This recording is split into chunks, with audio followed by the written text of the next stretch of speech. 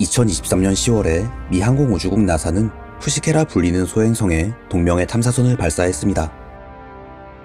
푸시케는 인류가 발견한 소행성 중 가장 크고 무거운 금속으로 이루어졌습니다. 이 소행성에는 암석보다 금속이 많아 마치 지구의 내핵만 남은 구조로 되어 있죠. 과학자들은 이 금속 소행성의 구조를 분석하여 지구의 핵에 관한 귀중한 정보를 탐구하려 합니다. 만약 푸시케에서 충분한 정보를 얻을 수 있다면 지구 내부를 탐구하기 위해 6,000km에 달하는 구멍을 낼 필요가 없어지기 때문이죠. 지금까지 지구를 가장 깊이 탐사한 인류의 기록이 12km라는 점을 고려해보면 푸시케는 정말 소중한 소행성인 셈입니다. 이처럼 푸시케의 탐사는 연구적 목적을 가지고 있는 것처럼 보입니다. 하지만 성격이 꽤나 다른 정보를 바라는 사람들도 있습니다.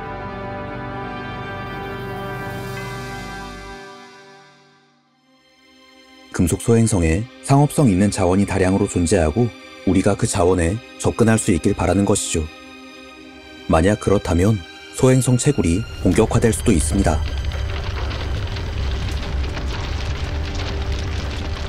이전에도 소행성 채굴을 시도하고자 설립된 스타트업은 존재하긴 했지만 여러 가지 이유로 무산되었습니다.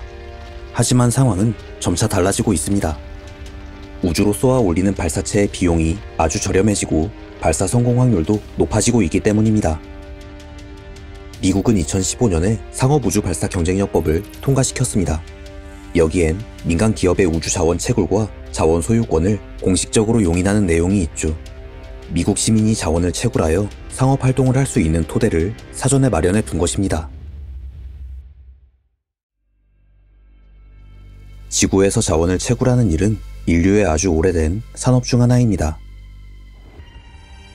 하지만 우주의 외딴 곳에서 자원을 얻는 것이 완전히 다른 이야기라는 점은 확실합니다. 우주에 가기 위한 발사체와 위성체를 보유하고 있어야 함은 물론이고 소행성 표면에 경제성 있는 광물을 탐지하는 센서와 모빌리티 기술, 이 모든 장치를 운용하기 위한 에너지 공급도 필요하죠. 우주에서 사업을 하고자 하는 기업이라면 개별 기술에 관한 높은 성숙도는 물론이고 이 기술들을 종합하는 역량도 필요한 것입니다. 그러나 이 이야기는 미래의 꿈이 아닙니다.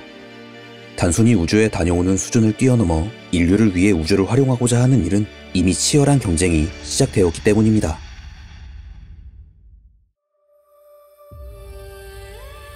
(2019년) 미국은 인류가 장기적으로 체류할 수 있는 달 기지를 만들고 본격적으로 심우주를 탐사하기 위한 아르테미스 계획을 발표했습니다.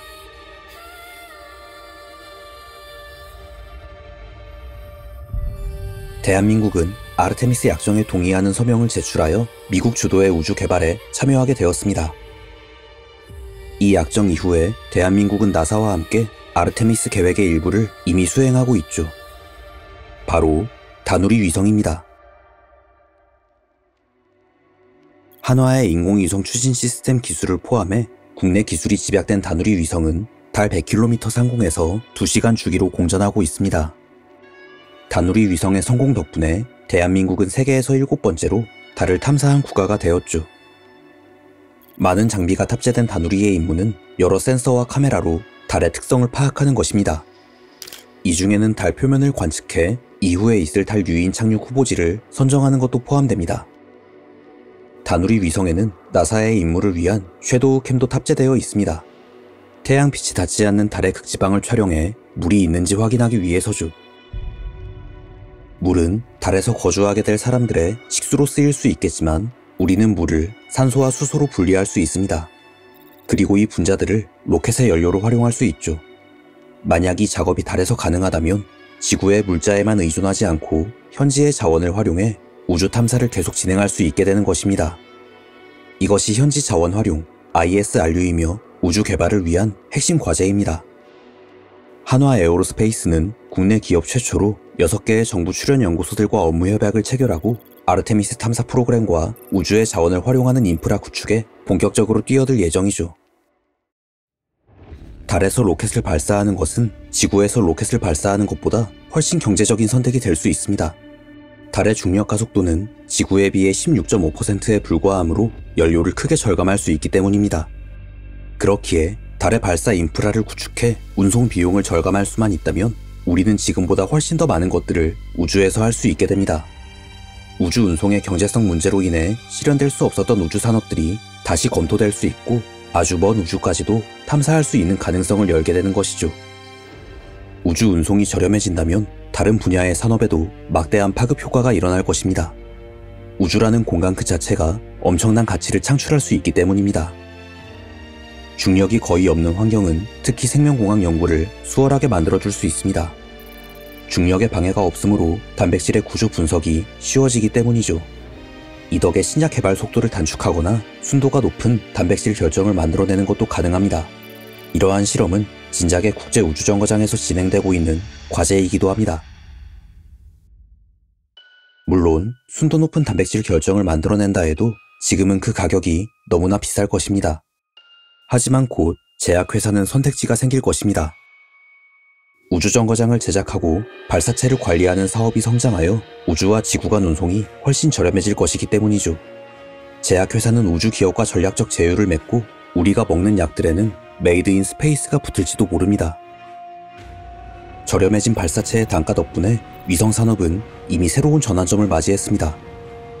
앞으로는 민간에서 쏘아 올린 위성들이 지구의 데이터를 얻고 이 데이터를 해석하고 판매하는 솔루션과 서비스 산업도 활성화될 것입니다. 이렇듯 우주로 무언가를 보내거나 가져올 수 있는 발사체 기술과 위성 기술을 동시에 보유하고 있다면 우주라는 완전히 새로운 공간에서 벌어지는 글로벌 경쟁에 적극적으로 나설 수 있는 것입니다. 우주를 향한 국가 간 경쟁은 점점 뜨거워지고 있습니다. 중국과 러시아는 미국 주도의 아르테미스가 아닌 다른 계획을 가지고 있으며 인도는 미국과 중국, 러시아에 이어 네 번째로 달의 무인 탐사선을 착륙시켰죠. 이렇게 모든 나라들이 우주에 총력을 기울이는 이유는 우주와 관련된 기술이 경제적 가치만을 가지는 것이 아니라 매우 강력한 전략적 자산이기 때문입니다. 특히 대한민국은 삼면이 바다로 둘러싸여 있고 육상을 통한 연결은 극히 제한되어 있습니다. 만약 우리의 손길이 우주까지 뻗을 수 있다면 대한민국의 지정학적 한계를 극복하는 또 하나의 전략적 수단을 가지게 되는 것입니다. 그러나 우주의 광대함은 국가 간 협력도 이끌어내고 있습니다. 대한민국은 아르테미스 약정에 서명한 10번째 국가이며 약정국은 계속 늘어나고 있습니다. 우주는 홀로 모든 것을 해결할 수 있는 영역이 아닙니다. 국가 간 협력은 물론이고 민간과 정부 그리고 학계가 힘을 합쳐야만 우주 사업이 성공할 수 있죠. 다행히 우리는 힘을 한데 모아 대한민국의 영토에서 대한민국이 만든 발사체와 대한민국의 기술로 만든 위성을 우주로 보내는 데 성공했습니다. 그리고 이제는 상업 위성을 제작하고 이 상업 위성을 탑재한 로켓을 발사하고 운용까지 할 수 있는 대한민국의 민간 기업도 있죠. 지금 이 순간 우리를 위해 우주를 개척할 수 있는 능력을 가지게 된 것입니다. 이제 대한민국도 우주로 나아갈 때입니다.